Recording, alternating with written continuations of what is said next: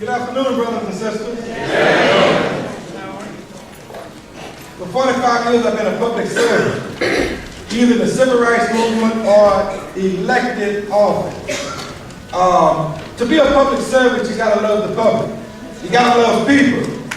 And what we gotta understand, and I hope I could accomplish this during this campaign, when you elect us, we belongs to you, not the other way around. In America, we got it wrong. And in South Carolina, we got it wrong. We elect people, and they become high and mighty. And you think they make you feel that they doing you a favor when you vote for them and when they show up. That's not the way public service is. Now, I don't have 2 minutes, 3 minutes, so this is a long campaign. I'd just like to make one announcement. On the 20th of this month, next month, the 20th, please remember this is important. Because the campaign is long, you're going to be here in lots of months. But on the 20th of this month, and I did this in Clarendon County already and some other counties, the Black Caucus is having a meeting in Columbia. Now, you are in the Midlands. You close to Columbia. You're not close to Charleston. The meeting we having on the 20th is going to be designated to deal with African American contractors and vendors.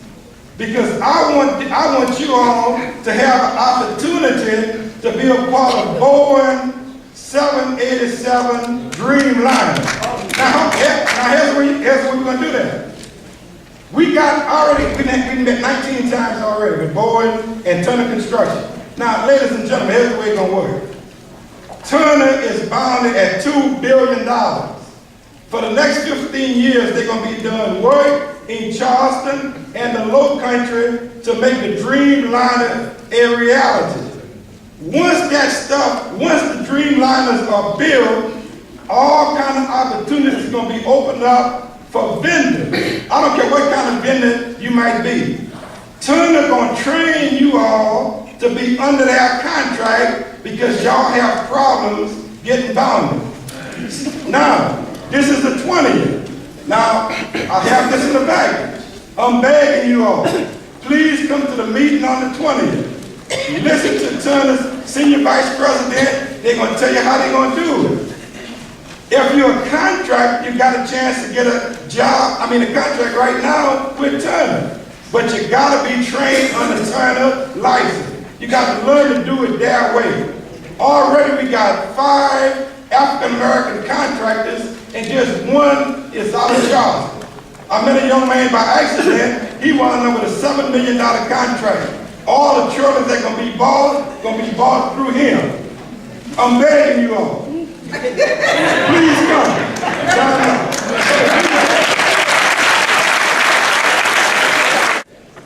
Well, good evening, Orangeburg Democrats. You're a good-looking group. For years I've heard that Orangeburg is the center of the Democratic Party in South Carolina. I'm going to talk to you as adults. I've been an educator for a long time, as most of you know, and we need to be fed up, we need to be fired up, we need to be ready to go, but you know what? We need to sustain it this time. Two years ago, America proved that it had the ability, the capacity to elect the best person, regardless of race, regardless of gender, even maybe regardless of political party. But we haven't demonstrated yet we have the proclivity to do it. This is the election that's going to determine whether that was a one-time event that doesn't turn America and South Carolina around, or whether in 2010 we can let everyone know that this state, this nation is going in a new direction. We've got to do that, Democrats. This is the time for us to do it.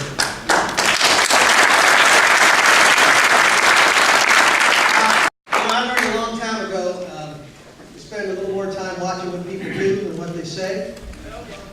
And I also learned a long time ago the best predictor of future behavior is past behavior.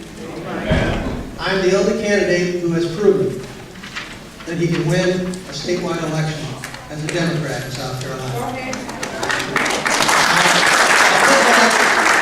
I did that with your help 3.5 years ago. hope you remember who I beat. I beat a woman who was a strong proponent of vouchers, a friend of our governor, Mark Sanford's. She was heavily funded, and she was so popular that now she's the head of the Republican Party in South Carolina. Now, I beat her before Argentina. I beat her before Eli Wilson. I beat her before all of these embarrassing acts that have occurred in our state. Since I've been your state superintendent of education, we've been ranked #1 in America in improvement in on-time graduation. We've been ranked #1 in America in terms of SAT improvements. We're ranked #2 in America in terms of our online education. And we were just selected as one of 15 states for finalists in the race to the top 9.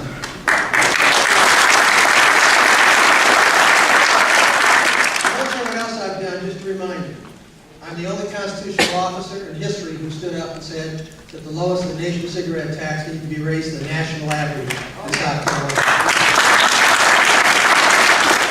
Not 30 cents, the national average. And also I've tackled immovable objects. You remember Dillon, South Carolina, J.B. Martin Middle School, the corridor of shame? We announced 3 weeks ago we're going to knock that building down and build a new building.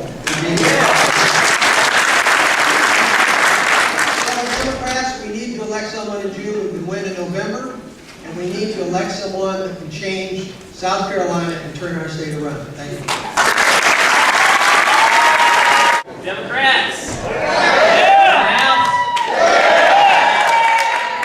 I've been coming to Democratic conventions just about every year of my life, and I have never seen anything like this, ladies and gentlemen. Y'all know how to do it.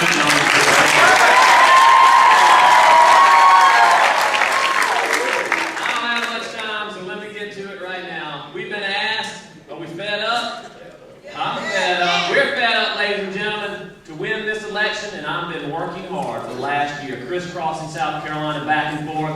To win this election, we can't hold back. We have to be truthful. We have to tell this state what's going on, and it's not good. I want you to think what's happened in the last 8 years while Republicans have dominated this state. We got to be explicit about it, ladies and gentlemen. We've seen a state treasurer go to jail for drug dealing, Republican.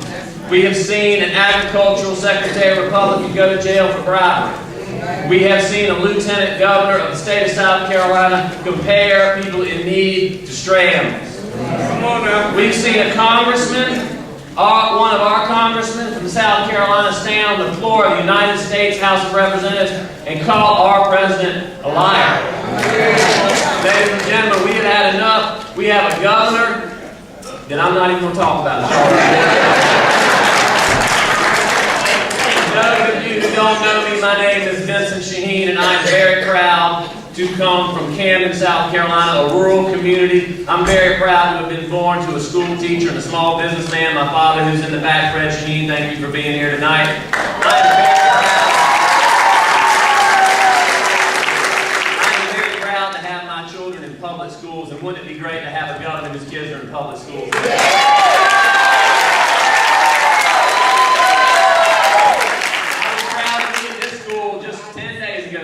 To a wonderful class, a great public school in Orangeburg, South Carolina. Ladies and gentlemen, I am proud to have been elected to the House of Representatives 10 years ago, where I was trained by your representatives here, Gilda Cobb, Hunter, Gary Govan.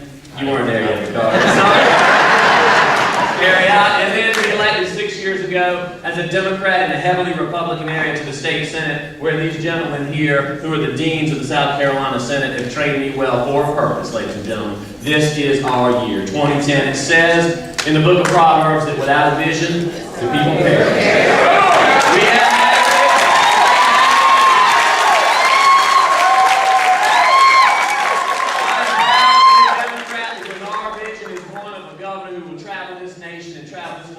jobs to South Carolina, and not just one county or 2 counties, but all our counties, ladies and gentlemen. The governor is committed to public schools, who believes in public schools, who wants to reduce class size and pay teachers more, and have school equity funding, so it doesn't matter where a child is born or what their opportunities are. Ladies